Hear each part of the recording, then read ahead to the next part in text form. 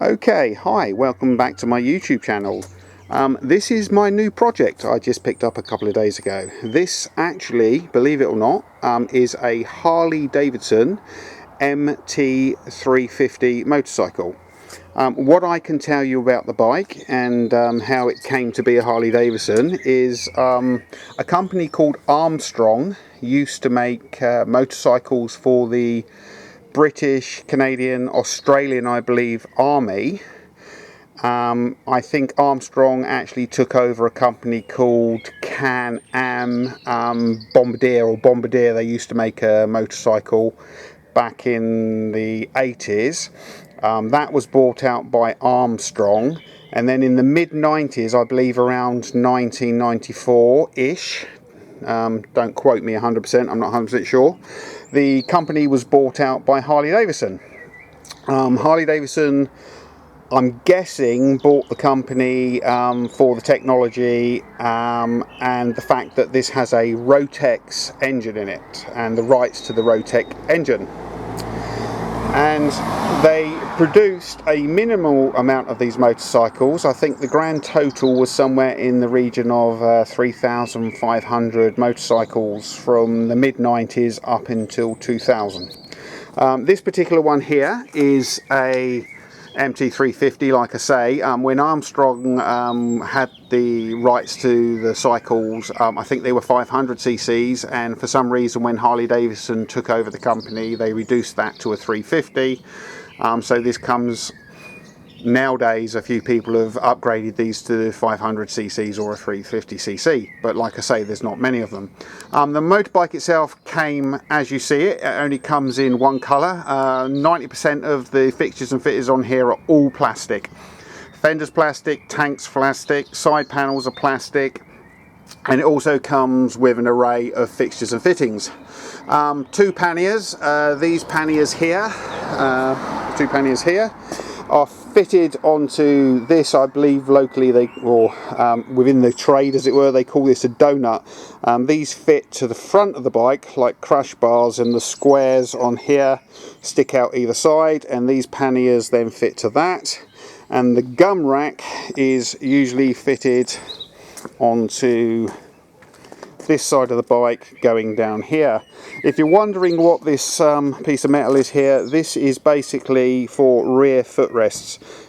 This is a single seat, but this whole back section can come off, and you can get a larger seat that carries two people.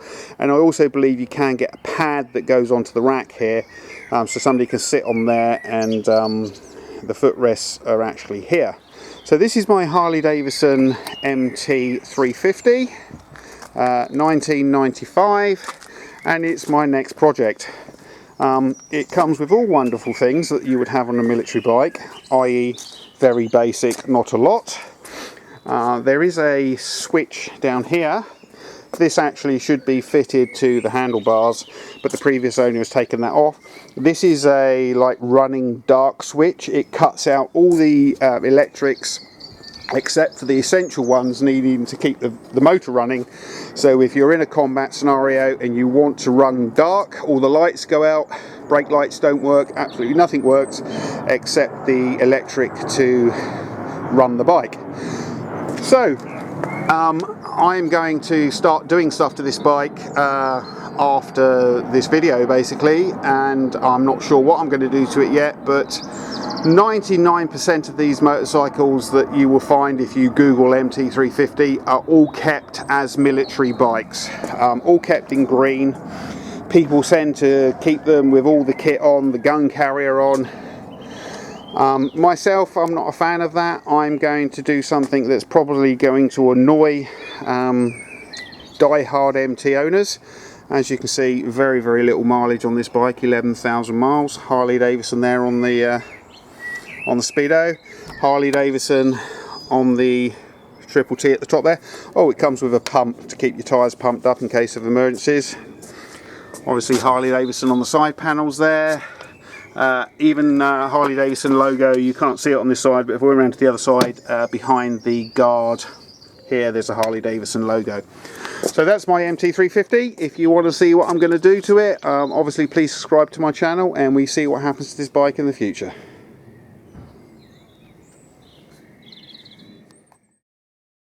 So the question is, what are we going to do with this bike? There are several things with it that I don't like. I'm not a huge off-roader. I'm going to predominantly use the bike for on-road use. Do I keep it army looking or not? In the UK there is a huge following with the MT motorcycle. There's an MT owners club, and if you research them here in England, and any photos I've seen of them in America, they are predominantly kept as this one looks, in the army colours. I'm kind of working on the basis that I'm going to make it how I like it, but what am I going to do to it? So I think straight away this bar that runs up the side here, which is for the rear foot peg, as it's got a solo seat on it, I'm not going to carry a pillion, so I think that's going to have to come off. I'm not a huge fan of this rather large rack on the back and the back fender. I think it's quite ugly looking, so I'm tempted to find a shorter rear fender. I don't know yet. Maybe do that.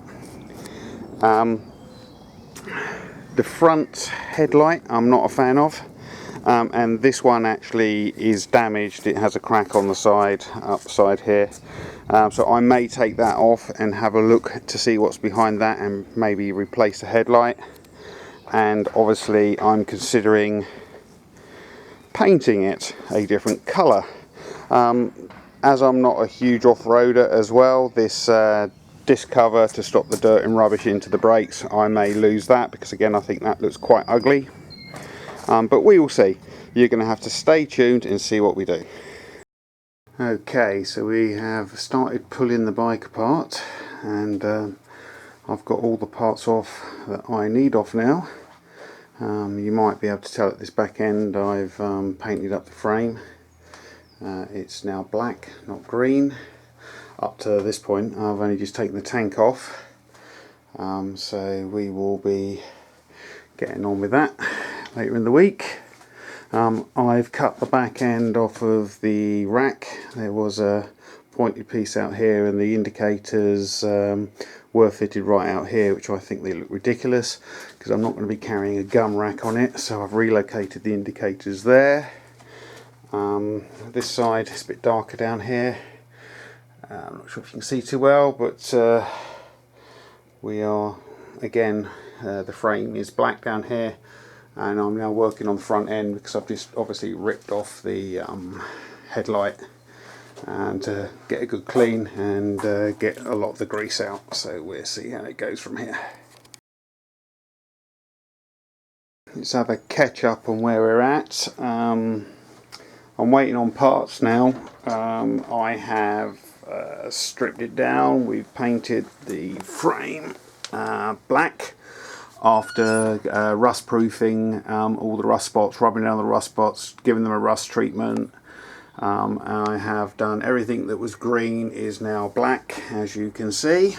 The rear fender is refitted, put back on. The back parcel shelf, I've cut off a section at the rear end here and relocated the indicators slightly further back. I've chopped down the rear number plate to actually fit the bike where it was protruding, I know, nearly to block the exhaust pipe. It came out about 1 inch either side of the rear fender.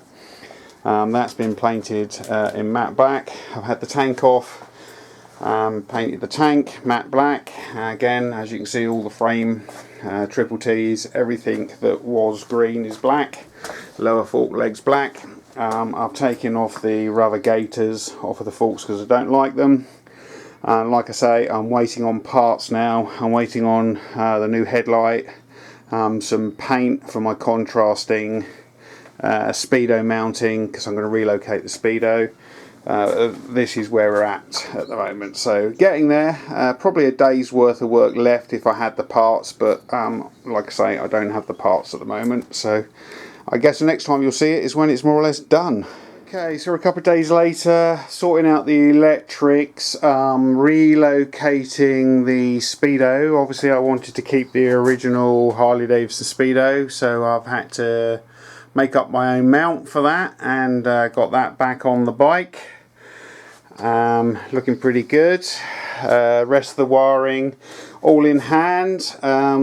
Then we are now working on some other parts that obviously you need to go back onto the bike. I'm kind of giving away the paint scheme here, so you can probably see what I'm doing.